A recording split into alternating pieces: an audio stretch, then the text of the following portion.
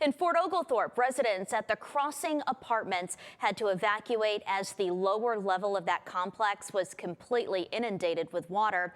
And since that historic rainfall, many have questioned what, if anything, can be done to prevent devastating flooding the next time around. Local 3's Logan Duple joins us now live to explain how that creek in Fort Oglethorpe impacts folks living in those apartments. A lot of people are just impacted by this. Yes, and they've been asking us, Michelle, all about it, so we decided to dig into it. When you look at drone video from above the Crossing Apartments, you can see it here behind me, just after last week's storms, cars and even dumpsters are underwater. But just across the street, you can see cars driving through McDonald's and Walmart as normal. So residents insist that the Black Branch Creek, which runs behind the building, could be to blame. So we asked the city of Fort Oglethorpe to explain how it all works. So the creek is a state protected waterway, but it's located on the apartment's private property. Now, the apartment manages its own stormwater drainage system, while the city manages public drains. We do know that those drains on the property have since been cleaned, but it's unclear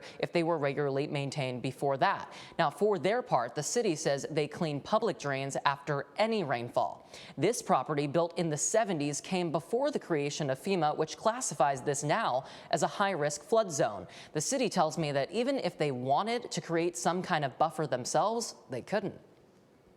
There tends to be sometimes a misconception that we have to clean out the creek or that homeowners have to clean out the creek, but really the EPD at the state level does not allow anybody to clean out the creek. If that apartment complex was to try to do some sort of mitigation work, that would fall on them because they own the property that is right there abutting the creek.